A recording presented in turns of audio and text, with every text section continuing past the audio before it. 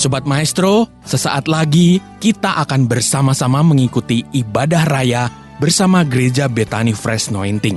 Selamat mendengarkan.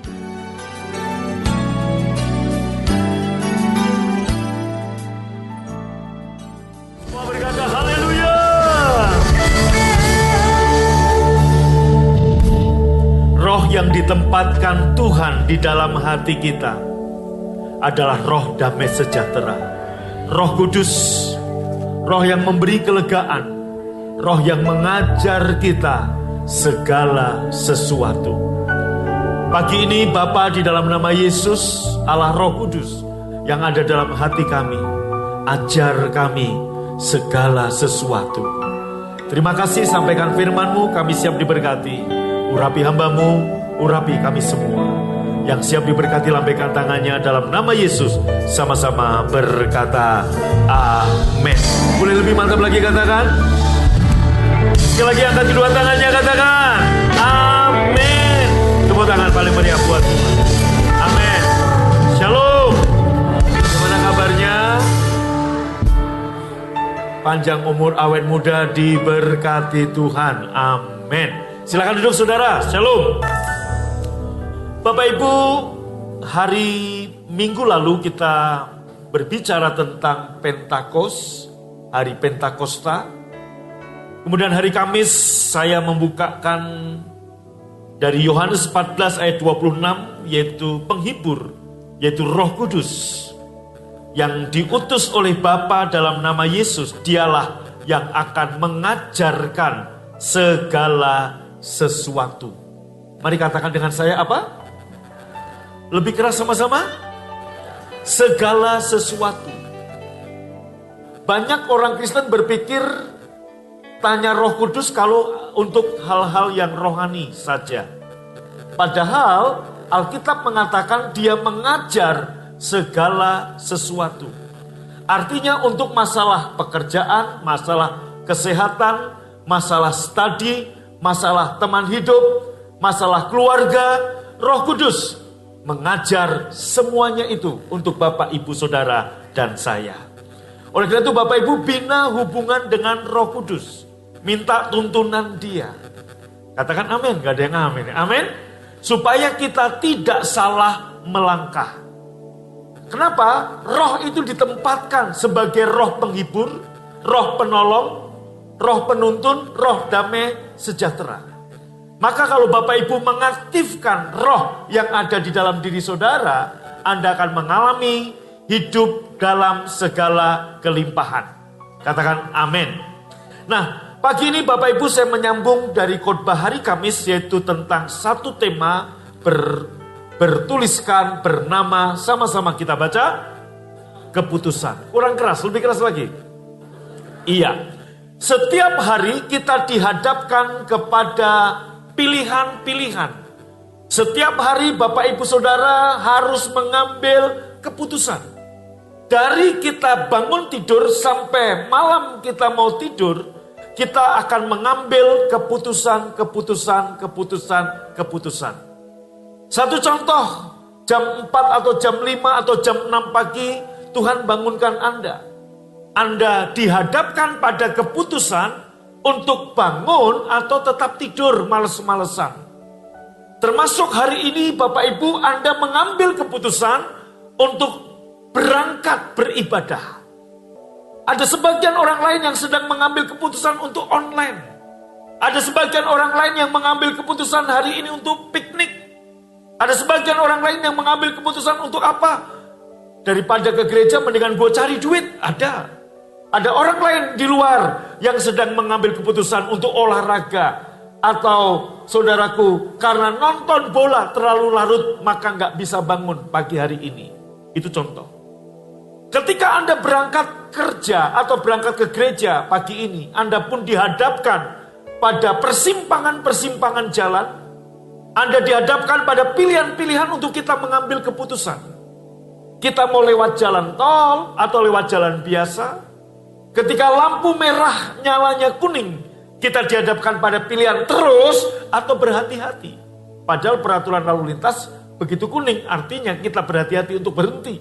Tapi banyak orang Indonesia kuning tancap gas, saudara. Pintu palang kereta ditaruh, walaupun kereta masih jauh. Anda pun juga dihadapkan pada keputusan, apa mentaati atau melanggar. Beberapa hari yang lalu di Kerawang, saudaraku, tertera dengan jelas ketabrak kereta, motor nabrak, saudaraku. Apa namanya? Udah ditutup, udah bunyi ngoeng-ngoeng, dia nyebrang, ketabrak kereta api.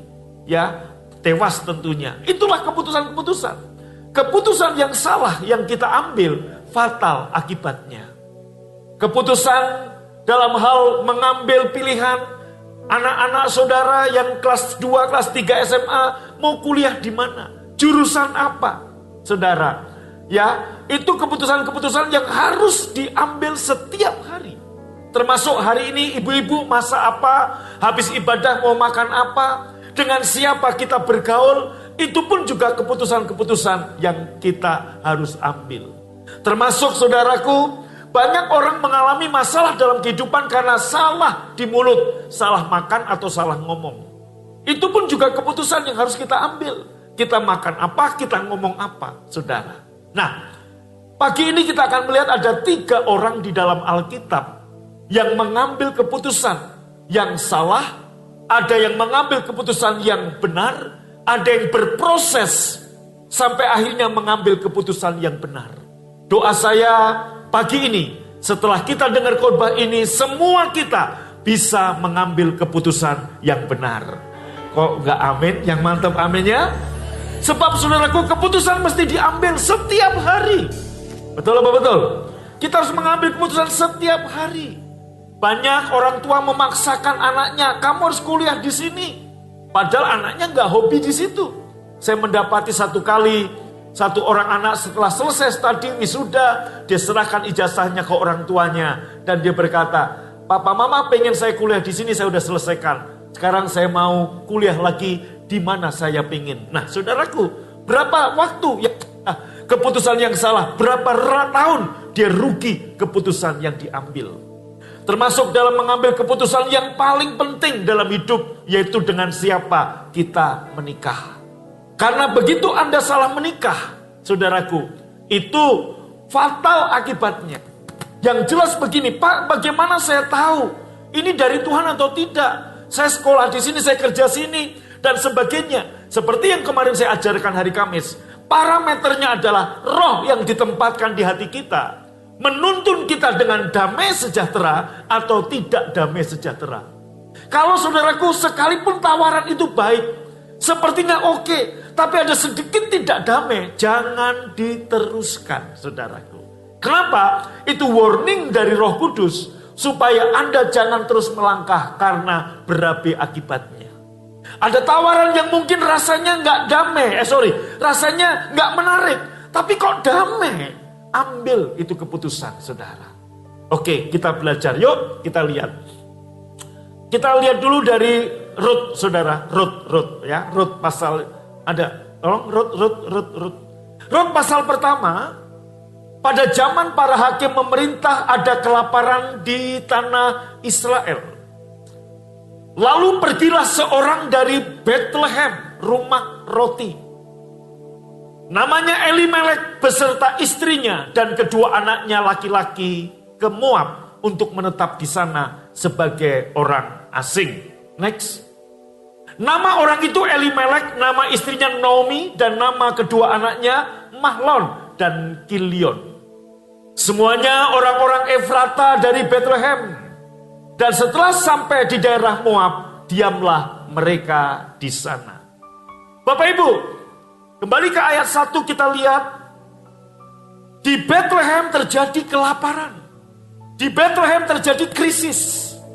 Seperti saya katakan bahwa hari ini sendi-sendi dasar-dasar ekonomi sebuah negara, ada orang-orang yang ingin goncang, ada orang-orang yang ingin menghancurkan.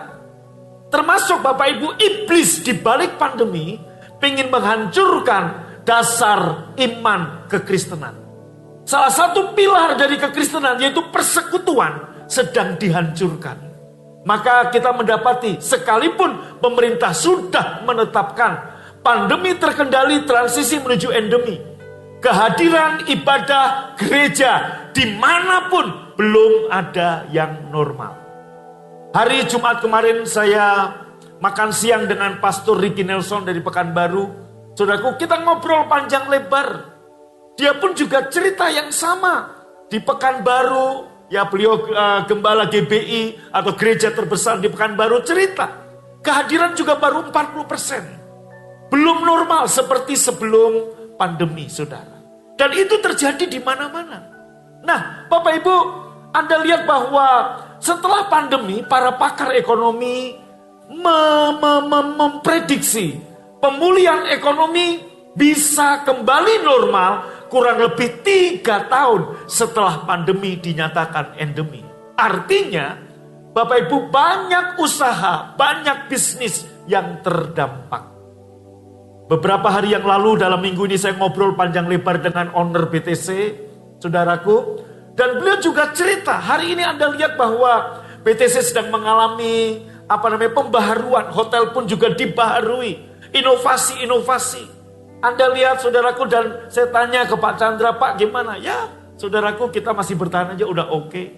Dan beliau juga pengusaha, punya mall bukan hanya BTC. Beberapa mall yang lain di Jakarta, di Bandung kurang lebih sama. Nah saudara, artinya kita pun dihadapkan pada masa-masa seperti ini. Nah, bagaimana kita mengambil keputusan? Elimelek, saudaraku, dihadapkan satu kondisi, yaitu bahwa Bethlehem, yang artinya rumah roti, mengalami krisis kelaparan. Nah, saudara, Elimelek tidak bertanya kepada Roh Kudus. Elimelek, saudaraku, melihat dengan mata jasmani dan mengambil sebuah keputusan yang fatal. Keputusannya apa? Dia pindah ke Moab. Padahal Moab adalah, saudaraku, Anda lihat, kalau Tuhan gak bisa tolong Elimelek di Bethlehem, Tuhan juga gak bisa tolong Elimelek di Moab. Kalau Tuhan gak bisa berkati Anda di Bandung, Tuhan yang sama gak bisa berkati Anda di Jakarta, bahkan di Amerika. Maka Bapak Ibu, cara kita mengambil keputusan bukan karena kita melihat dengan mata jasmani, tapi dasarnya adalah apakah Tuhan menuntun kita sejahtera atau tidak sejahtera. 2003, saya mau pindah dari Cirebon ke Jakarta untuk merintis sebuah gereja, saudara. Dan ada beberapa konglomerat yang bilang, Pak Agung buka, kami dukung, kami siapkan ABCDE, saudara. Dan sepertinya jalan tol, jalan oke. Dan kita udah siap-siap untuk pindah dari Cirebon ke Jakarta. Semua tawaran oke. Saudaraku, untuk sewa tempat, bahkan untuk beli tempat, untuk semuanya sudah tersedia. Bahkan satu pengusaha bilang, Pak, Bapak tinggal pilih, tinggal di apartemen mana saya siapkan. Saya punya beberapa tempat. Saudara, sepertinya everything is okay. Tawaran oke. Tapi, saudara, ada sedikit gak sejahtera di dalam hati saya. Saya berhenti dan saya tidak ambil itu. Dan Tuhan bilang, kamu harus ke Bandung. Sementara di Bandung, Bapak Ibu, siapa yang mendukung? Siapa yang akan mensupport? Dan Anda tahu bahwa waktu kami pindah ke Bandung, kami mulai nobody no money di BTC lantai 6 ruang kecil dengan 2-3 orang. Hari Minggu kita ibadah, kolektor dikumpul, dihitung, Senin kita bayar. Kalau kita pikir lebih baik saya ke Jakarta, kalau mikir seperti itu. Tapi saudaraku, sekali lagi waktu saya melangkah ke Bandung sekalipun sepertinya tidak ada janji yang akan mensupport. Tetapi dengar baik-baik, begitu sejahtera saya melangkah. Dan saya tidak menyesali keputusan saya. Hal yang sama, saudara. Maka kadang-kadang ada pasangan suami istri datang ke saya berkata, Pak, suami saya akan dipindah ke tempat A, istri dipindah ke tempat B. Menurut Bapak gimana? Saya bilang, kamu yang harus ngambil keputusan. Jangan serahkan saya ngambil keputusan. Tapi yang jelas, kalau untuk berpisah suami istri dengan waktu yang panjang, lebih baik jangan. Kenapa? Sebab nomor 1 Tuhan, nomor 2 adalah keluarga. Apa artinya? Gaji beda 1-2 juta, tapi kamu tinggalin suamimu, anakmu, kamu tinggalkan istri dan anakmu. Why? Kenapa? Kalau Tuhan nggak bisa tolong kamu, berkati kamu di Bandung, Tuhan yang sama nggak bisa tolong kamu di kota lain. Tapi saudaraku, kabar baiknya, Dia Tuhan yang berdaulat, dimanapun Dia bisa menolong dan memberkati saudara. Yang percaya tepuk tangan paling meriah, katakan amin. Nah, Bapak Ibu, kembali kepada Elimelek yang salah mengambil keputusan. Dia berangkat ke Moab, padahal Moab, saudaraku, itu dikutuk oleh Tuhan saat itu. Sebab Moab adalah hasil dari perkawinan Lot dengan anaknya.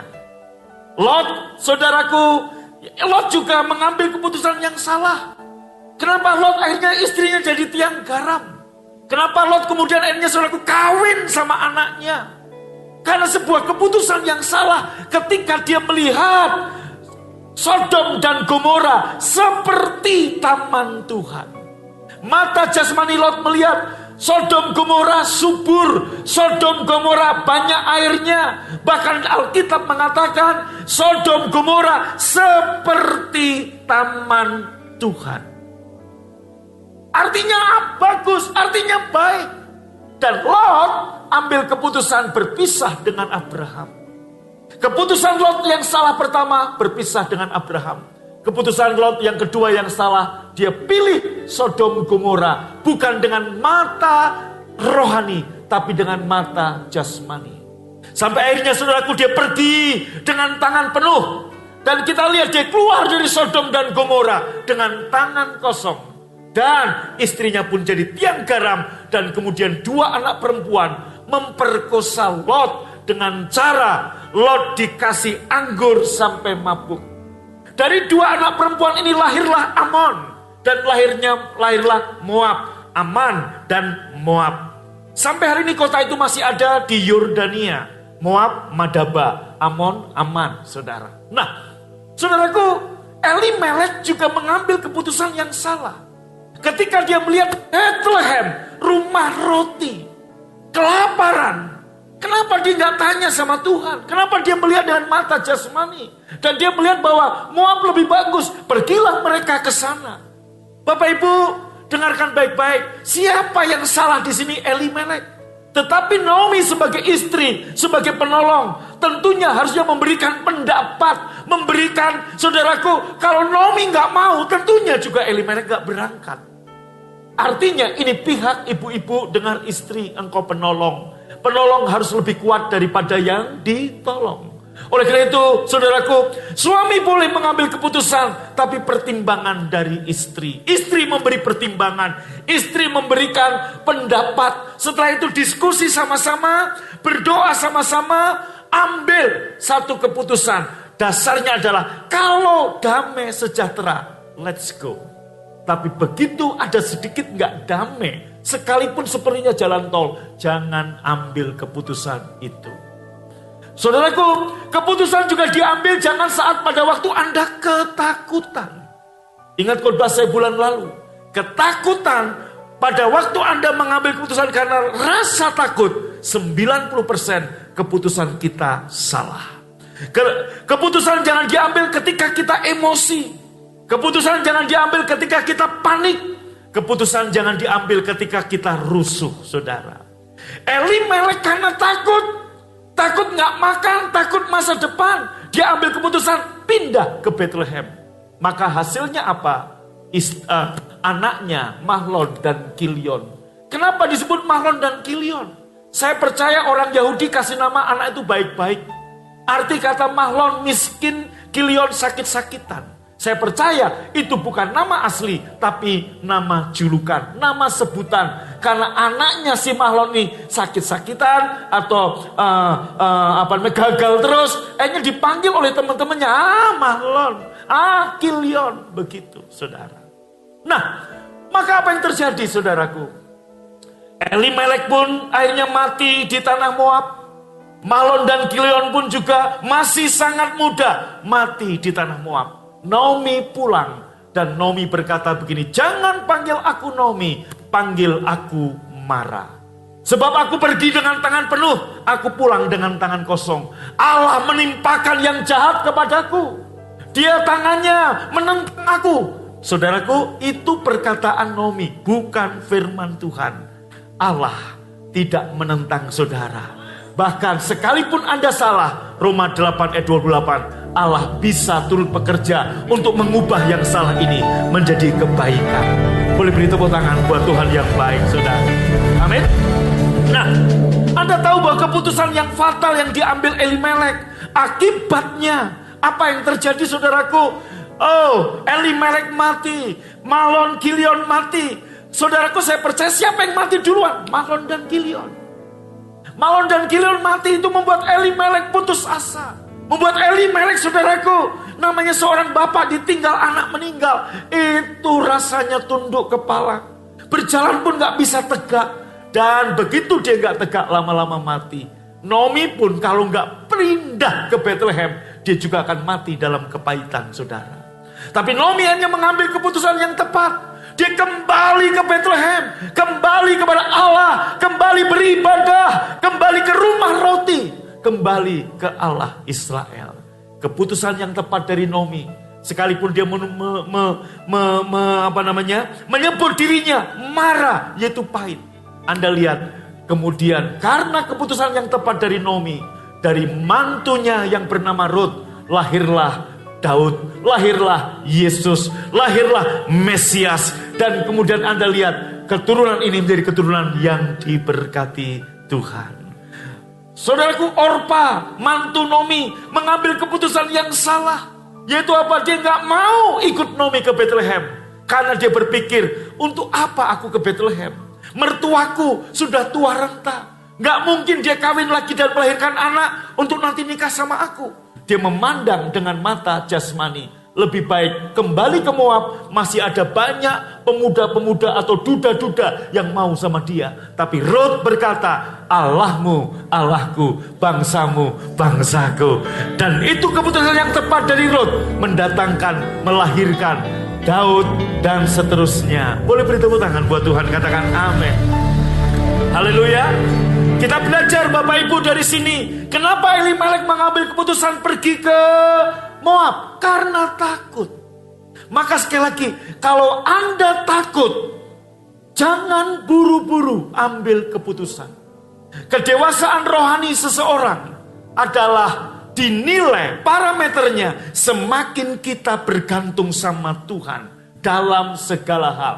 Ketika saat terancam, ketika saat tidak terancam, ketika uang ada, ketika nggak ada uang, ketika pandemi ataupun endemi ataupun everything is okay, semakin kita bergantung sama Tuhan, itu menunjukkan semakin kita dewasa rohani. Kedewasaan jasmani sebaliknya, semakin Anda nggak bergantung sama orang tua Anda disebut dewasa jasmani. Tetapi dewasa rohani, ketika Anda dimuliakan, ketika orang mengagumi Anda, ketika orang membenci Anda, ketika orang membuli Anda, ketika orang menyanjung-nyanjung Anda, ketika Anda ada uang, ketika Anda sepertinya ada di atas, ketika Anda direndahkan, apakah keputusan-keputusan yang kita ambil semua bergantung kepada Tuhan atau kita mengambil keputusan sendiri? Semakin kita bergantung sama Tuhan di dalam segala keadaan, menunjukkan Anda dewasa rohani. Kenapa Tuhan tempatkan Roh Kudus? Supaya Anda bergantung kepada Dia. Karena Tuhan tahu, Dia berkata, aku tidak membiarkan engkau yatim piatu, tapi aku menempatkan Roh penghibur, yaitu Roh Kudus, yang akan mengajar kamu segala sesuatu. Katakan dengan saya apa? Segala sesuatu. Katakan amin. Amin. Oke, kita lihat contoh yang kedua, saudara. Dalam Kejadian pasal 26, bala kelaparan mengancam seluruh negeri. Seperti yang pernah terjadi pada zaman Abraham. Karena itu Ishak pergi ke kota Gerar kepada Abimelek, raja orang Filistin. Di situ Tuhan menampakkan diri kepadanya dan berfirman, jangan pergi ke Mesir. Tinggallah di negeri yang akan kuberitahukan kepadamu. Next.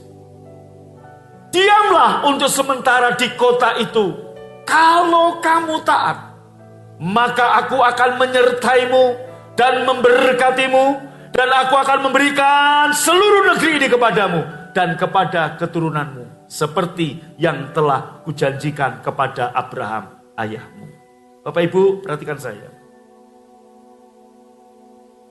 Kelaparan, krisis ekonomi, krisis keuangan, itu udah ada dari zaman purba sampai zaman hari ini. Zaman Ishak ngalami kelaparan. Zaman Elimelek ngalami kelaparan. Zaman Daud ngalami krisis. Hari ini juga seluruh dunia mengalami krisis ekonomi. Artinya apa? Tantangan hidup dari dulu sampai sekarang kurang lebih di itu-itu aja. Nah, mari saudaraku, jadilah orang bijak yang belajar dari kesalahan orang lain. Pengalaman Elimelek jangan kita ikuti. Anda lihat Ishak, dia juga mengalami yang sama.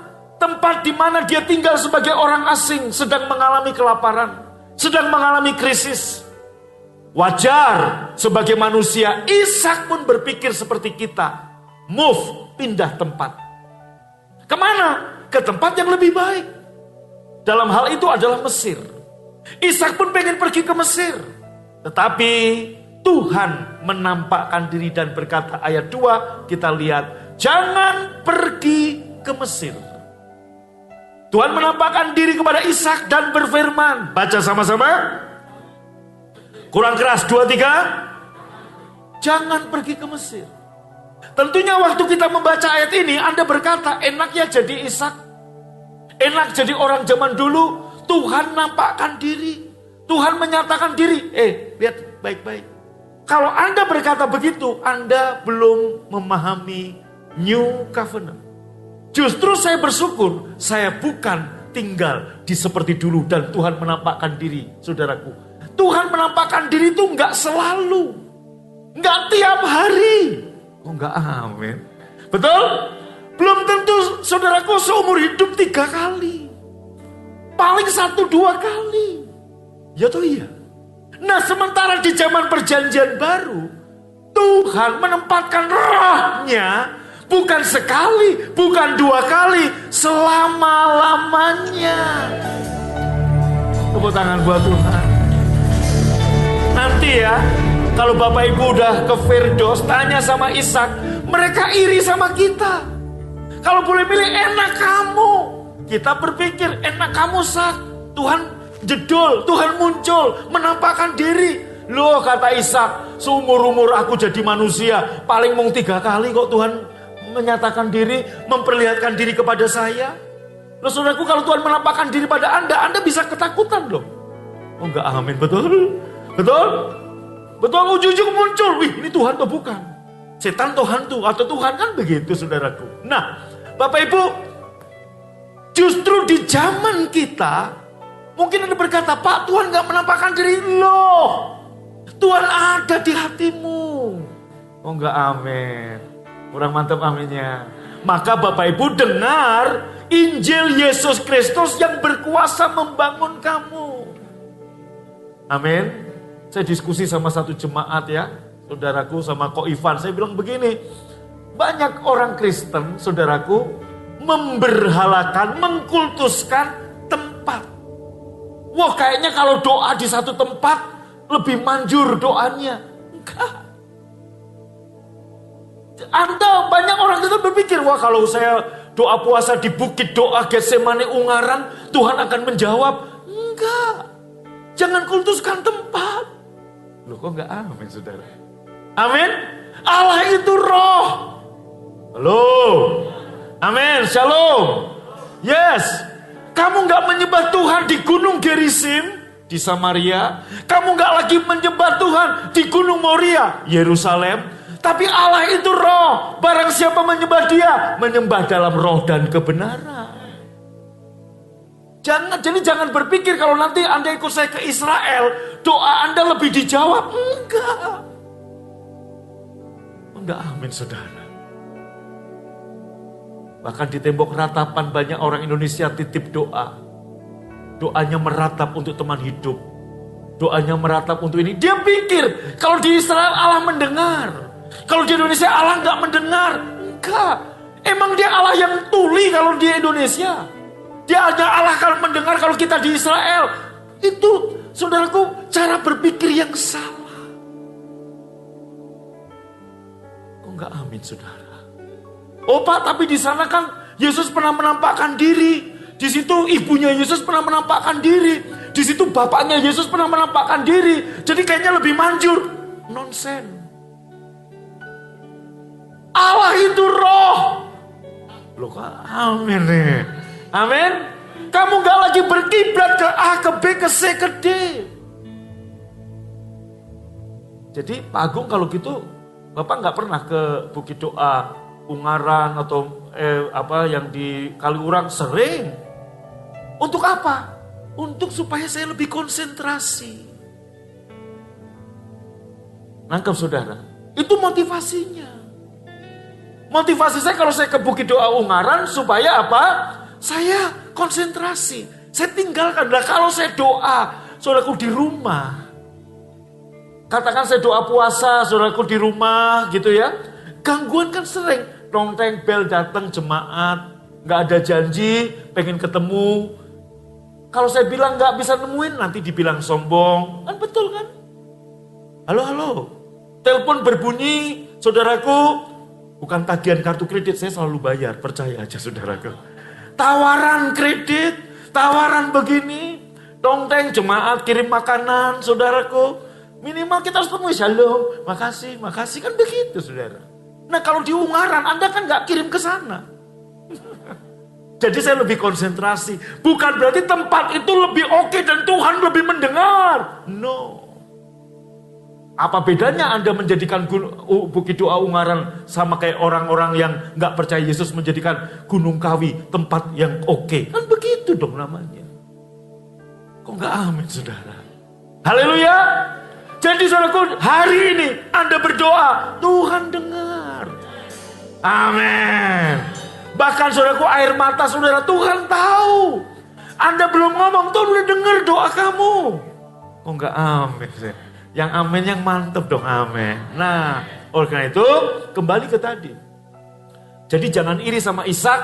Waduh, enak Ishak ya, Tuhan menampakkan diri. Saya justru bersyukur Tuhan gak menampakkan diri ke saudara.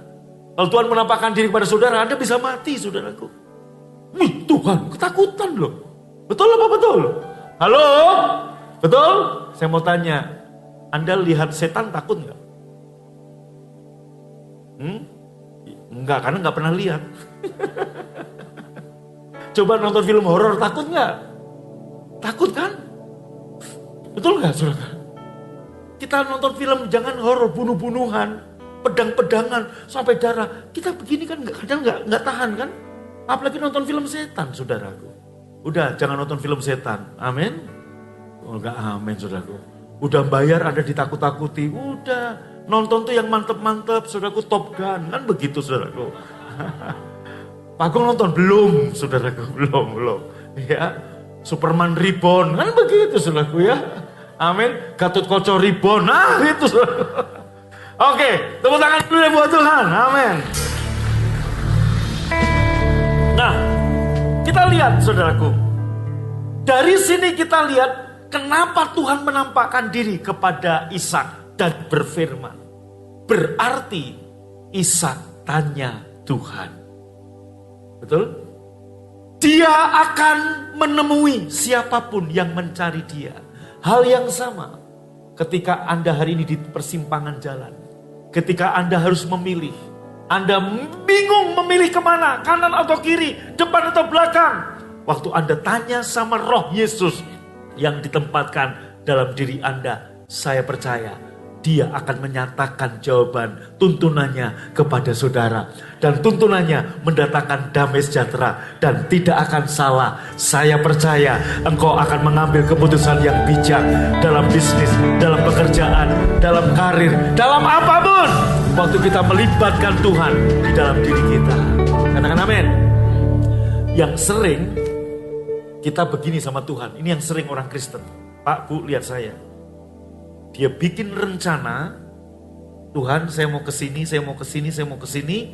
Dan dia ngomong, Tuhan, dalam nama Yesus, restui ya. Anda minta persetujuan sama Tuhan. Anda bukan tanya sama Tuhan, Tuhan, saya mau kemana? Tuhan, saya mau ngapain? Termasuk ambil kredit bank. Sebisa mungkin, jangan utang bank. Waktu Anda ambil, saudaraku, tapi kepepet Pak, pinjol Pak. Banyak orang ambil pinjol, akhirnya benjol, saudara. Saya mau katakan buat saudara, mungkin Anda bicara, Bapak ngomong gitu enak, Bapak gak ngalami masalah. Saya pernah ada di posisi gak ada duit. Saya pernah ada di posisi gak punya uang. Saya ada di posisi, kalau hari ini saya gak pinjem, saya gak makan. Saya pernah ada di posisi itu. Saya gak cerita masa lalu saya di Walikukun, saya cerita saat saya di Bandung. Saya pernah ada di posisi bayar gedung BTC besok bagaimana, uang gak ada. Saya pernah ada di posisi itu. Saya pernah ada di posisi gak ada uang, besok makan apa? Saudaraku, saya hanya berkata begini, Elia dipelihara Tuhan oleh janda Sarfat. Elia di tepi sungai Kerit dipelihara oleh burung gagak. Pak, burung gagak kan udah mati, betul. Tapi yang punya burung gagak, Tuhan Yesus masih hidup. Dia bisa pelihara kita. Waktu Anda mengandalkan Tuhan, pertolongannya tetap ada buat kita. Mengerti tepuk tangan? Amin. Kurang mantap aminnya, amin. Saudaraku, saya pernah ada di satu situasi, masukin anak sekolah, nggak ada uang. Waktu revival saya mau masukkan TK BPK Cirebon, nggak ada uang. Saya harus hari terakhir dan jam terakhir. Tapi saya memilih untuk saya tidak utang, tidak minjem siapapun. Saya bawa uang sebagian dan saya mau temui kepala sekolah. Di jam terakhir, kalau saya nggak daftar ulang, anak saya nggak tercatat sebagai siswa TK BPK Cirebon. Saya bilang sama kepala sekolah, saya ada uang segini, bolehkah saya mengangsur? Pak Agung ya? Iya. Semua uang untuk pendaftaran anak Bapak sudah dibayar. Kapan? 2 jam yang lalu. Untung saya nggak datang 2 jam sebelumnya. Saudara. Haleluya. Tapi saya punya mental, saya nggak utang. Saya punya mental, saya nggak mau minjem. Tuhan tolong. Saya pernah punya anak-anak asuh, saya masih bujangan. Dan tidak ada uang untuk ngasih makan mereka. Burung gagak sudah mati. Tapi Allahnya burung gagak masih hidup. Pertolongan selalu datang. Amin. Amin. Waktu Anda mengandalkan Tuhan dalam keadaan terjepit, Tuhan senang. Anda mengandalkan Tuhan dalam keadaan Anda punya uang, Tuhan senang. Saat Anda mengandalkan Tuhan, saat mau mengambil keputusan-keputusan apapun, termasuk yang sederhana, Tuhan juga senang. Terkutuklah orang yang mengandalkan kekuatannya sendiri. Diberkatilah orang yang mengandalkan Tuhan. Tuhan menampakkan diri kepada Ishak. Sebenarnya setiap hari Tuhan menampakkan diri kepada kita ketika kita saat teduh. Ketika kita datang pada Tuhan, ketika Anda memberi waktu membaca renungan Rapsodi yang saya kirim setiap hari, membaca saudaraku mendengar khotbah seperti ini, Tuhan sedang berbicara kepada pribadi lepas pribadi. Saya tahu ada beberapa orang sedang di persimpangan, ambil kredit bank atau tidak. Dengar khotbah saya, Anda ambil keputusan yang benar. Ada anak-anak muda sedang berpikir, saya terima orang ini atau tidak. Jangan ambil keputusan teman hidup dalam keadaan Anda takut nggak laku. Dengarkan baik-baik. Kadang orang tua memaksa kesempatan. Belum ada yang naksir kamu seumur-umur. Ini mumpung ada yang naksir, udah terima. Dalam nama Yesus. Loh, dalam nama Yesus. Jangan sembarang dalam nama Yesus. Halo ibu-ibu, bapak-bapak. Amin. Amin. Jangan paksa anakmu. Tanya anakmu. Kamu mau kuliah di mana? Jurusan apa? Saudaraku. Dan saudaraku jangan berpikir, wah luar negeri selalu hebat. No. Justru saya menyarankan sebisa mungkin, saudaraku, anak Anda sekolah di Bandung, dekat dengan Anda. Kenapa? Nanti saatnya dia lulus, dia akan berpisah dengan saudara. Mumpung masih bisa dikeloni-keloni. Oh, enggak, amin saudara. Ya, bukan berarti saya menentang kalau anakmu sekolah luar negeri. Enggak, kalau memang bisa, Anda enggak memaksakan diri dan punya visi, silakan. Tapi jangan karena faktor gengsi, jangan karena faktor, saudaraku, teman-temannya keluar negeri, anak gue harus keluar negeri dong. Teman-temannya di sini, gue harus ke sini dong. Jangan. Masa depan anak saudara penuh kemuliaan karena anak saudara milik Tuhan. Jadi sekolah hanya sarana saja. Dimanapun dia sekolah, saudaraku, dengarkan baik-baik. Tuhan sudah memberikan masa depan yang penuh kemuliaan buat anak-anak saudara. Tepuk tangan paling meriah. Katakan amin. Amin. Jangan khawatir soal jodoh anak-anak saudara. Tuhan sudah menyediakan. Amin. Kurang mantap aminnya. Jadi saudaraku gak usah khawatir, percaya saja. Nah, Ishak, contoh yang kedua. Dia bertanya sama Tuhan dan Tuhan berkata, jangan pergi ke Mesir. Ishak taat. Pak, Bu, bisa gak dia gak taat? Bisa aja. Abraham juga, saudaraku, Anda lihat, dia mengambil keputusan yang salah. Padahal Tuhan sudah menyatakan diri, aku Allahmu, lihatlah bintang di langit, lihatlah pasir di laut. Ketika Sarah berkata, Mas, umurku udah 80 lebih. Kamu juga udah cepet. Coba daripada nunggu-nunggu belum pasti. Gue punya gundik. Gue punya pembantu. Gue punya hamba namanya Hagar. Hampiri dia, lahirkan keturunan untukku. Abraham, saudaraku, salah ambil keputusan. Kenapa dia gak percaya Tuhan? Lebih mempercayai Sarah.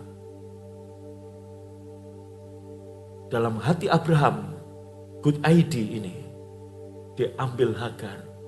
Dan Anda tahu, karena salah ngambil keputusan, dampaknya sampai hari ini. Keturunan Ismail menekan keturunan Ishak sampai hari ini. Tentunya lebih besar Ismail, dia lahir duluan. Itu saudaraku, hati-hati waktu ngambil keputusan. Anak-anak muda, dengar waktu mau nikah. Jangan hanya nikah, ini musimnya kawin, emang kucing. Temen gue udah kawin, Om, temen gue udah kawin. Terus emang kenapa? Jangan ikut-ikutan. Tanya sama Tuhan. Enggak, amin, saudara. Katakan amin. Kurang mantap, katakan amin. Iya. Dan Anda tahu apa yang terjadi dengan Ishak ketika dia taat. Dia mendengar, dia cari Tuhan. Dan dia langsung dapat jawaban. Anda lihat, Tuhan memberkati Ishak di masa krisis. Maka saya percaya, kalau pakar ekonomi berkata 3 tahun lagi masa pemulihan ekonomi baru normal. Enggak peduli, mau 5 tahun lagi enggak masalah. Mau 10 tahun lagi enggak masalah. Tuhan bisa memberkati kita di masa sulit. Karena dia Tuhan yang tidak berubah. Dia tetap Tuhan yang baik. Dia tetap akan mempromosikan kita. Tepuk tangan yang paling meriah buat Tuhan. Katakan haleluya. Haleluya. Amin. Bangkit berdiri.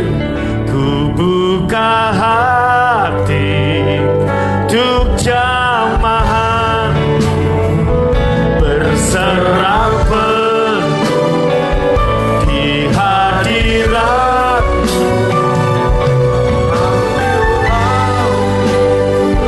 Seluruh hidupku di altar.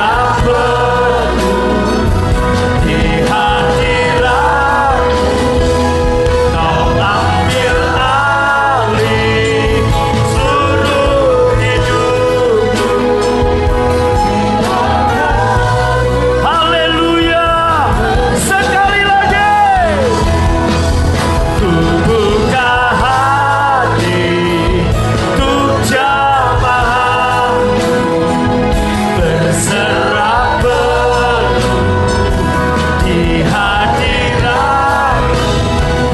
Kau ambil alih seluruh hidupku di altar-Mu, menyembah-Mu di altar-Mu, menyembah-Mu di altar-Mu, menyembah-Mu.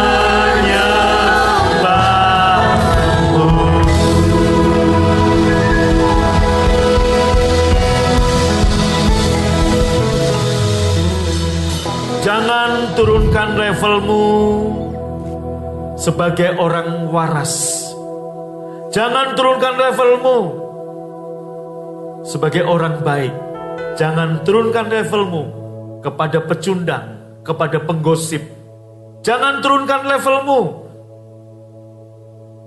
kepada alasan-alasan yang lain. Level Anda adalah orang benar, orang dikasihi, orang yang diberkati. Itu level Anda. Jangan berjuang untuk membuktikan diri. Cita nggak perlu berlari untuk membuktikan diri dia kuat, dia cepat. Tapi dia berlari hanya untuk berburu. Berlarilah untuk satu tujuan yang Tuhan sudah tetapkan dalam hidupmu.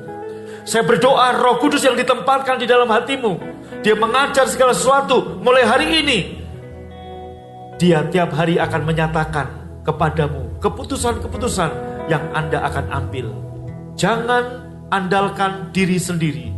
Jangan andalkan kekuatanmu, tapi andalkan Roh Kudus. Bertanyalah kepada dia, dia akan menjawab dengan sukacita.